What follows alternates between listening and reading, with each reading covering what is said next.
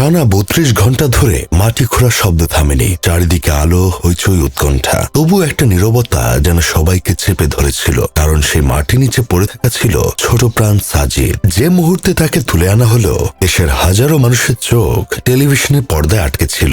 সবাই আশা করছিল হয়তো শেষ মুহূর্তে একটা অলৌকিক কিছু ঘটবে, কিন্তু না। রাত ৯টা ৪০ চিকিৎসক জানিয়ে দিলেন সাজিদ আর নেই। তবে সাজিদকে হারানোর শোকের পাশাপাশি দেশ দেখল আরেকটা জিনিস।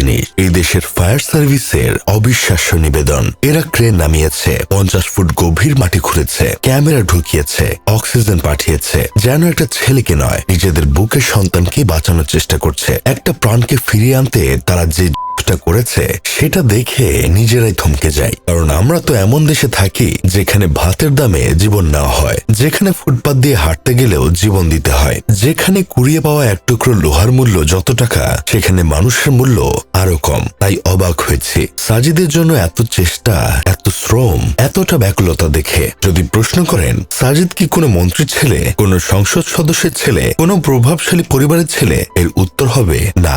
সাজিদ ছিল একেবারে সাধারণ পরিবারের সাধারণ একটি ছেলে, কিন্তু যেভাবে তাকে উদ্ধার করা হলো, যেভাবে ৩২ ঘন্টা অমানসিক পরিশ্রম করে ফায়ার সার্ভিস লেগেছিল, তা দেখে মনে হয়েছে হয়তো এই দেশে এখনো সব প্রাণ সমান মূল্যবান হিসেবেই ধরা হয়। একজন এমপি মন্ত্রী সন্তানের জীবনের মূল্য যতখানি, একজন দিনমজুরের সন্তানের জীবনের মূল্য ততখানি। এই অনুভূতিটা আমাদের মনে জাগিয়েছে ফায়ার সার্ভিসের কর্মীরা। আমাদের প্রধানমন্ত্রী, মন্ত্রীরা, সাংসদরা কোনোদিনই আমাদেরকে এই অনুভূতি দিতে পারেনি যে দেশের প্রতিটি মানুষের জীবন সমান গুরুত্বপূর্ণ।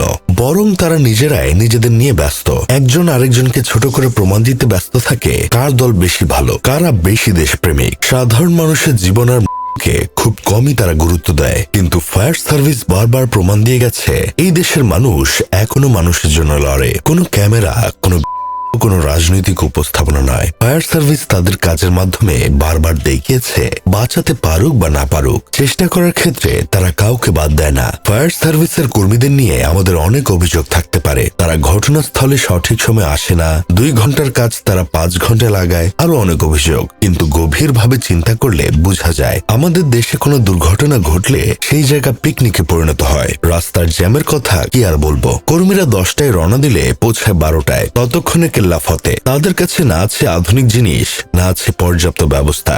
যারাই এগুলোর ব্যবস্থা করবে তারা দুর্নীতি করেই কুল পায় না। এসব ব্যবস্থা করবে কখন? এত অনিয়মের মধ্যেও আমরা দেখেছি সীতাকুণ্ডে দগ্ধ হওয়া সেই ফায়ারম্যানকে, যে নিজের জীবন ঝুঁকিতে ফেলে অন্যকে বাঁচাতে গিয়েছিল।